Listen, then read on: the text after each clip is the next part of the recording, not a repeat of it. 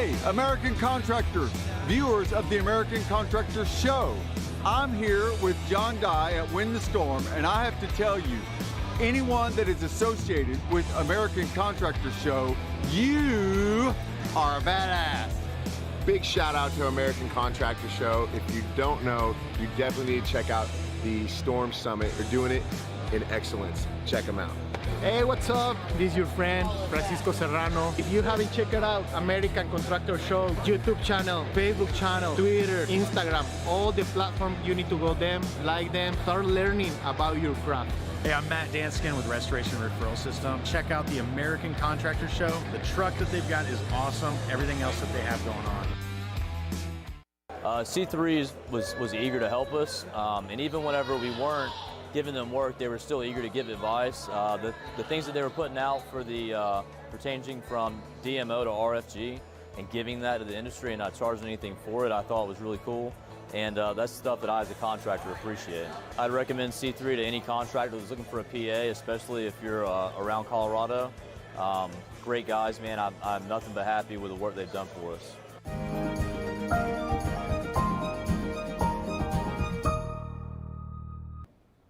What's up, everybody? I'm meteorologist Andrea Myers, bringing you guys your daily hail forecast, sponsored as always by C3 Group, Merlin Law Group, and American Contractor. Go ahead and check them out in the description to this video. Today we have all risks possible through Texas, and that's going to include DFW for the possibility of hail and wind. We also do have a tornado risk out just along the Oklahoma-Texas border, so we're going to talk about that. And then into tomorrow, that same storm system is going to shift southward into Houston, with again hail and wind possible. And then last but not least, today is the last day for our Kentucky Tornado Relief Donation Drive.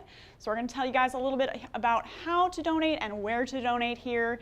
So the donations are all going to be accepted at our office here, 80 East 5th Street in Edmond, Oklahoma. You guys can drop off any of your new or gently used clothing items, shoes, jackets, coats, blankets, all of that is accepted. Toiletries, food, that's great. We're going to drive all of that out to Kentucky, and 100% of that is going to go to those tornado victims from last Friday.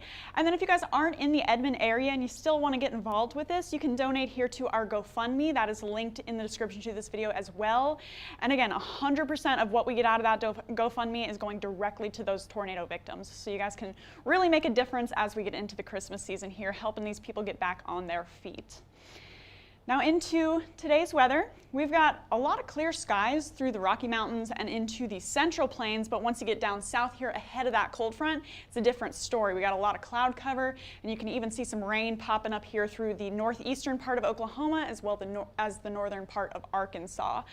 And that is going to continue to push to the southeast, and with that we're going to continue to see storm development into early this afternoon all the way through tomorrow morning and into this evening. So it's going to continue to move southeastward through Oklahoma and into Texas through the DFW area by early tomorrow morning. And so we could see some severe storms coming out of that. Here's that cold front here on our current temperature map. You can see that really sharply here just through the Oklahoma Panhandle, starting to push through. 76 degrees in Dallas, Texas, 41 in Kansas City. So a pretty sharp temperature gradient, pretty sharp humidity gradient ahead of that too. So we got all sorts of instability being stirred up ahead of that. As for the rest of us, it's going to be pleasant down through the southeast, 80 degrees in Houston, 81 down in Miami. And then once we get up north, it gets a little cooler, 40 degrees in Denver, 33 in Twin Falls, and a brisk 17 in Minneapolis, Minnesota. So lots of cold temperatures getting ready to move through the south here. Dry weather continuing to push its way southeast as well. 13-degree dew points in Denver, so dry as a bone out there, but 64 down in Dallas, Texas. Again, 33 in Wichita. So right where that cold front is sitting, we're going to have a sharp humidity gradient, and again, that plays into our instability later on. This is that significant hail model that we've been keeping an eye on for the past couple of days. We're going to keep looking at that as we wait for this potential hail threat to move through later this afternoon and evening. We've got those nice moderate values starting to pop up along the 35 corridor here by 2 p.m., stretching all the way up into southeastern Oklahoma. That's where we're going to see our highest highest instability values, so we're probably going to have our highest hail potential along with that in that area. So this is 2 p.m. and then again, as that front starts to sink through, stirs up that instability, we'll see those colors continue to stay in that moderate scale. This is by 5 p.m. as storms are starting to push through, as well as the time you guys are getting off of work, so hail possible then. And then as that sun goes down, as things start to cool off overnight, and as those storms form up into a band, we'll start to see that taper off along that line, and those significant hail values are going to stay out ahead of those storms and then wait for them to push through as mostly a wind risk. So our forecast max hail size based on the amount of instability that we are seeing, based on that heat gradient, that humidity gradient, is going to be pretty substantial. So we're going to put you guys at a golf ball sized hail risk for today. Mostly going to be quarters to $half. However, it's possible that storms could produce some larger hailstones here or there. So putting that out for our forecast maximum hail size into today. So here's all those storms put together on our future radar.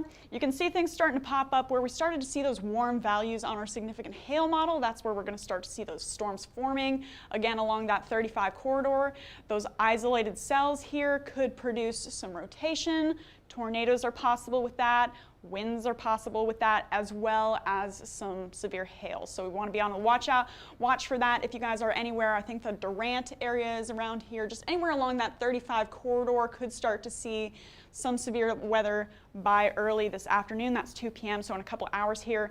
That's going to continue to roll along. This is 5 p.m., again, end of your workday. If you guys are in the McAllister area, now those storms are starting to push through, and you again could see some significant hail as well as some gusty winds and rotating storms. Those are going to continue to start to band up, and now you can see things starting to really cluster together as we move into the evening and overnight hours. And now here we are at 3 in the morning.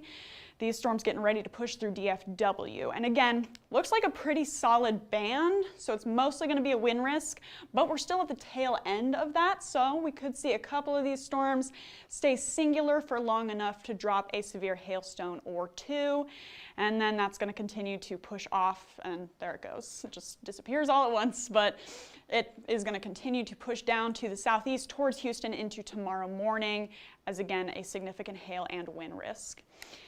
So here's what we have for our hail forecast for you guys into today. Anywhere from Fort Smith, Arkansas down into Waco, Texas could see, or I think the Waco, Texas area here, could see some quarter to $half sized hail. DFW, low end chance since things have banded up, but like we talked about, if things can stay isolated for long enough, could get some severe hailstones. Fort Smith, going to put you guys in a low end chance. McAllister in that 35 corridor is going to have a higher chance of seeing some significant hailstones into this afternoon and evening. Quarters to $half mostly. However, we could get a ping pong or golf ball sized stone here or there. That's going to remain pretty limited. Then into our wind, we're going to see a similar area for our risk, but we're stretching that down south to go along with that band of storms. So if you guys are in Fort Smith, if you guys are in McAllister, if you guys are in Little Rock, any of you guys could see some severe storms starting up earlier this afternoon. Putting a moderate chance out for McAllister again, since storms look pretty solid going over, you guys could see some rotation on some of those, could see hail and wind, all risks possible for you guys in McAllister. Then Dallas-Fort Worth, once we get down to you, 3 in the morning, going to be a loud night.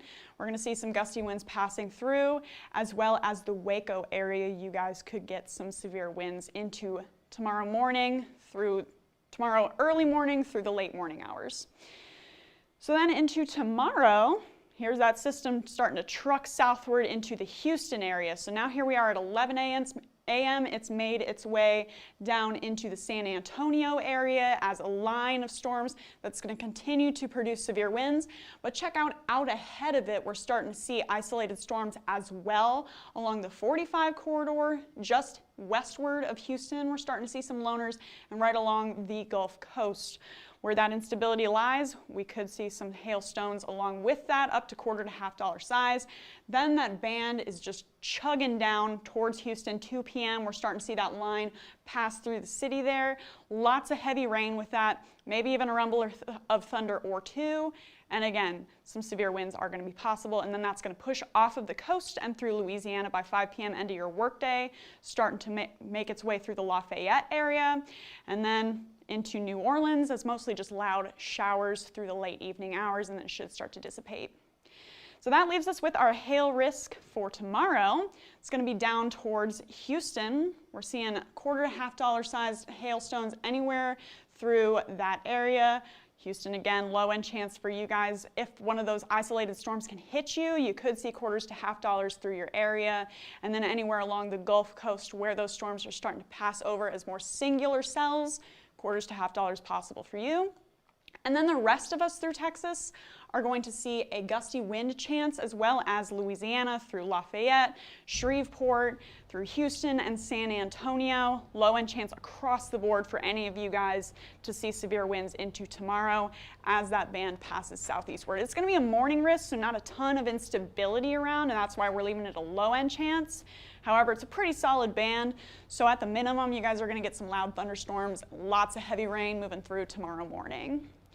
So Texas risks are back. Look at that. You're moving into possibly an active weekend for you guys all the way from DFW into Houston. Stay tuned to our pages for more information on how and where we are mapping those storms.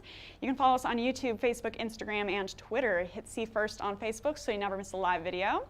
And then if you want to get in contact with us, you can call us at 855-334-4245. You can also email us if you'd rather at info@hailtrace.com, or check out our website, hailtrace.com, for more details. And come see us for that donation drive if you have anything you want to give to those Kentucky tornado victims. And we are looking forward to meeting you guys. And for now, I'm meteorologist Andrea Myers. Thanks for watching.